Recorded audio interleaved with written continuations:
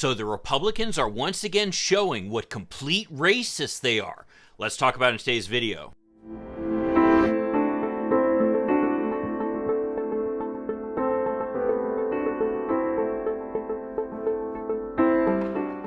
Hi, I'm Mike Greiner. I'm a lifelong Democratic activist who's concerned about the direction our country is taking.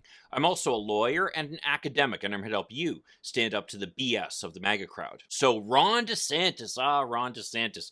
We can thank him for essentially saying the quiet part out loud, which is that Republicans believe the good old days were back when we had slavery, or at least Jim Crow, let's put it that way. Ron DeSantis, those were the good old days when black people could earn skills by being enslaved. Ah, yes. Forget about all that tearing apart families or tearing people away from their homelands or forcing them to do jobs that they didn't want, not even having control of their own bodies for that matter. Oh, but Republicans aren't for that anyway. So I must admit, I feel kind of odd having to defend the proposition that slavery was a bad thing. I mean, at a certain point here, I thought we'd kind of settled on certain facts that govern our history, and that to me was one of them. That's probably not a point in pride, but apparently among conservatives it is. Interestingly, I saw that Andy Borowitz of The New Yorker had exactly the same reaction I had when I first saw the news, which is that if Ron DeSantis is so pro-slavery, maybe he should have tried it for a little while. Something tells me that he wouldn't have been so keen on it then. But the truth of the matter is, this is no kind of little exceptional thing that happens. This is actually the position that the MAGA far right have been taking for quite some time, actually. I mean, the way that numerous textbooks for some time have been describing slavery is as black immigration. Because, of course, you can imagine those black people being torn from their homes in Africa, put in slave ships, and forced to work in conditions that they didn't want. That was just like those Irish people leaving the starvation in Ireland for hopes of a better life. And just as evidence, if you doubted that this was actually their position,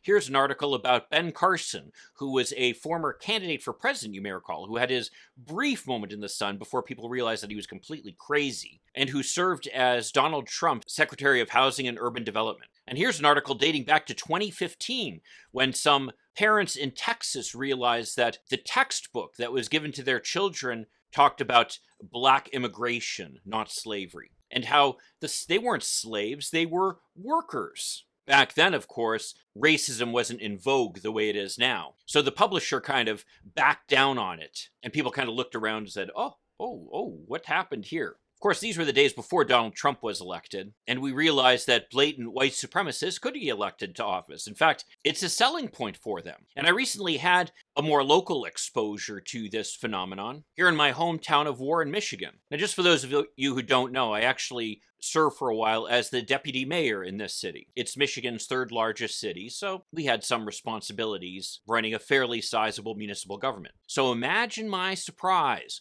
when I received a piece of literature from George Demas, a candidate for mayor of my hometown here, and somebody who I worked with when I worked for the city. After all, he was a member of the city council back then. And after he was defeated in a re-election effort, we actually hired him to work in our administration. And so our times in City Hall kind of overlapped. At any rate, George right now is running for mayor. And I received this in the mail here talking about George Demas, the MAGA warrior Michigan needs. Now, this actually is not the first time that I heard that George Demas was trying to tie his wagon to the whole MAGA crowd. I actually received a text from his campaign talking about how he was the true MAGA conservative who was going to stand for the Trump agenda here in Warren. And my immediate reaction was, well, this is a very poorly targeted text. But when I saw this piece, I was especially taken aback. Let me just read some of the text here. The ultimate Trump conservative. George Demas is a proven MAGA warrior. His record here in Warren is clear. George will continue to be the proud, uncompromising conservative we need to make Warren great again. Now, what's funny is when I worked with him, I didn't really think of him as a Republican or a conservative or really much of anything.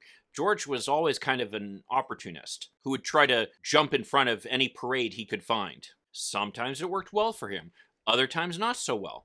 He actually managed to stay on city council for a long time, and for a period was actually the longest serving public official anywhere in our county. Now, I must say, I do find this strategy questionable, because of course, back in the last election, Joe Biden won this city by about 10,000 votes out of about 70,000 cast. So he won by a pretty substantial margin. But yet it just shows the desperation that George has in trying to find a train he can hook his mayoral campaign to. But I haven't even hit the good part about this piece. Continuing reading right here, says, George Demas is the only true Trump champion we can count on here in Warren. It's got it within quotes. It doesn't say who said that, but yet that's within quotes. And then it says, George Demas has, I'm not making this up. I wish I were making this up. It's right here. George Demas has voted against integration efforts, fighting to keep minorities segregated from white students here in Warren. Now, I gotta tell you, we have an ugly history of racism here in suburban Detroit, and particularly in Warren. In fact, for a time, I don't know if it's still the case, but our hiring practices were governed by a consent decree that had been entered into with the Department of Justice, largely because of our history of racism here. But George Demas saying this, it just shows the level to which grassroots of the MAGA movement is driven by racism. I mean, there's just no pulling punches here. He's saying here he's in favor of school segregation and using that as an appeal to the Republican MAGA base. Now, say what you will about George, he is somebody who manages to kind of keep his finger in the wind and be able to talk to people and kind of get a sense of what they're looking for and then give it to them. That's how he survived in office for so long. So the fact that he is stating this so clearly, so publicly on a piece of literature that is being sent out just shows that he has heard from people that this is what they want in a mayor. They want to bring back segregation to our schools. They want to espouse a blatantly racist Jim Crow agenda. And that's what the Republicans want to bring back. I mean, we've made it now clear as day. What they're looking to bring back are the days before Black people had any rights. Just as an aside here, I want to read the other bullet points that we have as to why people should vote for George Demas. One is, he rallied behind our MAGA community, standing strong with election deniers in the wake of January 6th. I find it interesting that he calls it election deniers, because I wonder if they call themselves that. It seems like this piece was kind of done by him trying to be like one of them. But then this is my favorite part. Like President Trump has been under investigation by the FBI. I find it kind of interesting that would be considered a badge of honor. Now, my wife was convinced that this was a fake piece of literature put up by one of his opponents. But the truth of the matter is, he's not that credible a candidate. He's really not the leading candidate in the race for mayor right now. And the fact that, frankly, he looks so good in the pictures here seemed to indicate to me that this is a genuine effort for him to try to appeal to the MAGA conservative base. So it just shows what they're all about.